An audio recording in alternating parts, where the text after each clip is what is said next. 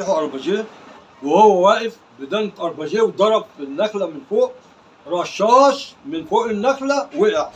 العدو ربطه بحبل وربوا النخلة، علقوا الرشاش وفي التتك يشد الحبل يضغط على التتك يضرب نار. طيب في ضرب بيجي فلان وفلان يروحوا يتعاملوا مع الضرب الناحية دي. فلان وفلان راحوا وبيتعاملوا. في زميل ليه وقع مصاب، ده عايز يشيل ده شفيق بنيامين تامر حنا.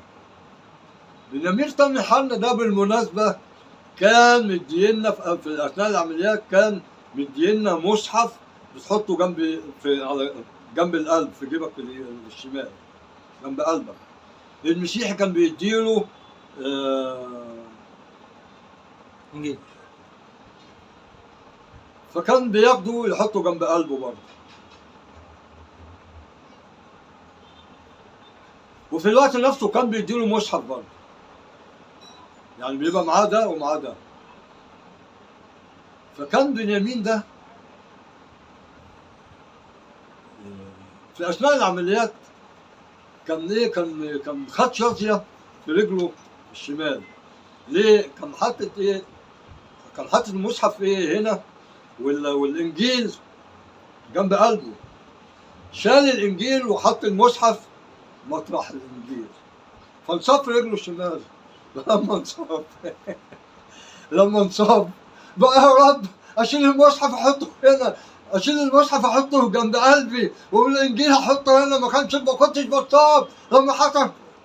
احنا قعدنا نضحك، يعني شال الانجيل بيتفاعل، كل واحد ليه عقيدته. فبنيامين ده لما زميلنا اتضرب، بنيامين راح يجيبه، حط الرشاش بتاعه وراح شايل المسلم وجه بيه جري. نسي الرشاش. بنيامين ده راح يجيب الرشاش، اتضرب مات. المسيحي جاب المسلم والمسيحي راح يجيب الرشاش، اتضرب مات. في الوقت ده مفيش حاجه اسمها مسيحي ومسلم. في الوقت ده الكتف بالكتف وجنب بعض، وما تعرفش على فكره تفرق الدم ده من ده، ما تعرفش.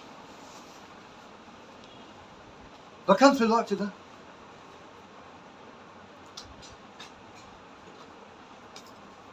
خلاص نفذنا وكل حاجه تمام. في الوقت ده بقى كان في البيوت يجبوها، يعني احنا اللي ركبنا البيوت، هم كانوا قدامنا. احنا عشان نبقى في العالي، انا كل حاجه بنساها برجع اتذكرها. احنا في العالي بقينا نتعامل معاهم من سطح لسطح، من سطح. على فكره في جريده الاهرام كان المراسل كان يا رب افتكر، كان مراسل صحفي عسكري كونيسي، حمدي كونيسي، هو اللي صور المعركة واحنا في عزبة الخشاينة، وكتب كده: معركة عزبة الخشاينة يرويها مقاتل آخر كذا كذا كذا كذا. الكلام اللي أنا حصل معايا مع العسكري الإسرائيلي، ارفع ايدك تعالى هون، كل ده في الجريدة دي، كل ده مكتوب في الجريدة دي، وصورتي نازلة في الجريدة وكده. احنا في اثناء الضرب واحنا شغالين تحف في السترة طلقة، تحف يعني كانت ممكن تلبس هنا، حفت في السترة. الله يرحمها، كنت كاتب كتابي الله يرحمها، وكانت ملبساني سلسلة زي كده مكتوب عليها ما شاء الله. سبحان الله سبحان الله. الطلقة دي لما حفت في السترة كده، لقيتها ابص للسما كده وامسك ما شاء الله دي وابصها واقول سبحان الله سبحان الله كده. ربنا حماك في حاجه زي كده، الحمد لله رب العالمين. وكنت اتمنى والله ان هي تلبس وكنت ابقى مع الشهداء، ولكن الحمد لله رب العالمين. ونحمد الله على اللي احنا فيه النهارده، ونحمد الله على والله كانت احلى ايام.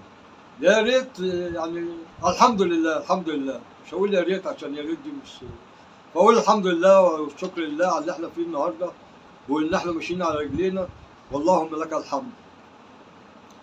طيب هستأذن حضرتك بقى، هنرجع شوية سنة 67.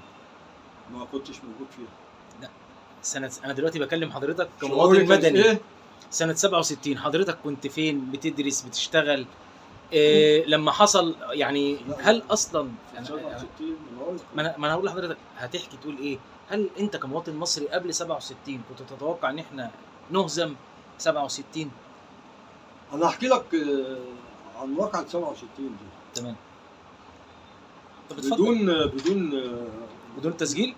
دلوقتي اقول لك يعني جت ازاي. لا يعني ما انا بقول ايه يعني. لا اقول لك جت، انت تعرف جت ازاي؟ النكسه. يعني هذا من فضل ربنا، عارف كل حاجه، بس اتفضل. طب قول لي، لا قول لي يمكن اعرف منك. لا يا سيدي لا اسمع منك يا سيدي، يمكن حاجات انا ما اعرفهاش اسمع منك بدون